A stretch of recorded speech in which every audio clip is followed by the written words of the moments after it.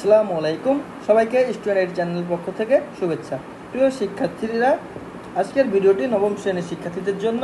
নবম শ্রেণীর গণিত 2025 13তম অধ্যায় ধারা 256 পৃষ্ঠার অনুশীলনী 13.1-এর 8 নম্বর প্রশ্নের সমাধান করব।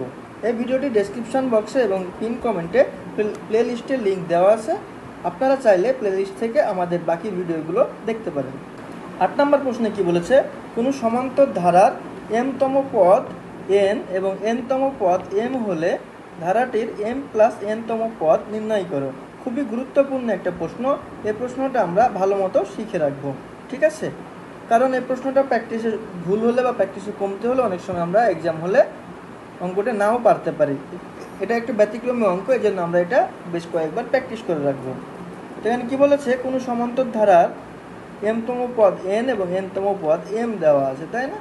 তাহলে আমরা প্রথমে ধরে নিব যে ধারাটির প্রথম পদ a এবং সাধারণ অন্তর d, ঠিক আছে? তাহলে মনে করি না লিখলেও হবে ধারাটির প্রথম পদ a, ধারাটির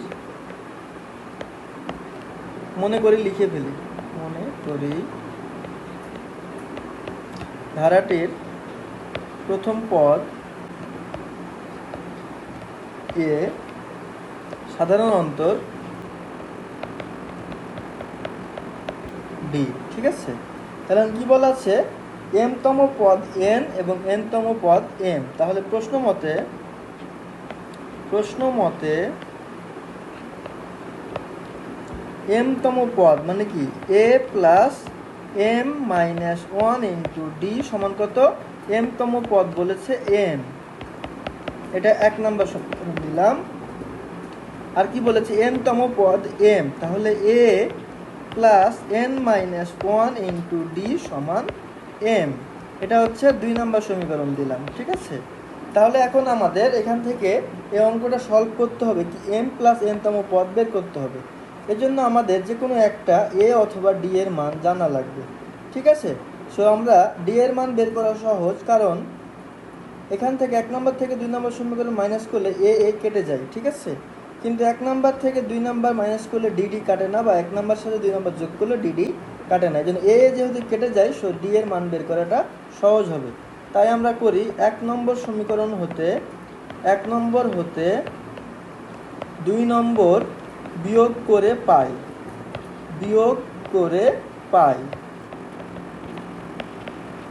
তাহলে 1 থেকে 2 বাদ দিলে a কাটা যাবে, আর এখানে কি থাকবে, m-1 into d minus n-1 into d, ডান পাশে থাকে n-m, বা এখানে গুণ করি md মাইনাস d, এখানে মাইনাস nd, মাইনাসে মাইনাসে প্লাস d সমান n-m, বা এ মাইনাস ডি প্লাস ডি কাটে, এখানে ডি কমন নিলে m-n ইন্টু ডি সমান, এখানে m-n করি, তাহলে মাইনাস, যেহেতু এখানে m-n, তাহলে এখানে মাইনাস কমন নিলে এটাকে m-n লেখা যাবে, ঠিক আছে? তাহলে বা এখান থেকে কী করা যায়, উভয় দিক থেকে m-n কাটে, অতএব ডি সমান কি থাকে, -1, ঠিক আছে? তাহলে ডি এর ভ্যালু পেয়ে গেলাম আমরা -1। এখন আমরা বের করতে বলেছি কি, m প্লাস n-তম পদ। এখন আমরা সহজেই m প্লাস n-তম পদ বের করে ফেলব। অতএব m প্লাস n-তম পদ কি হবে, a প্লাস পদের সংখ্যা কত, m প্লাস n, সো এখানে m প্লাস nই বসবে, -1, ঠিক আছে? কারণ এখানে আমরা কি বসে, কততম পদ, n কততম পদ বলেছে, m প্লাস n-তম পদ, তাই এখানে m প্লাস n বসেছে, ঠিক আছে?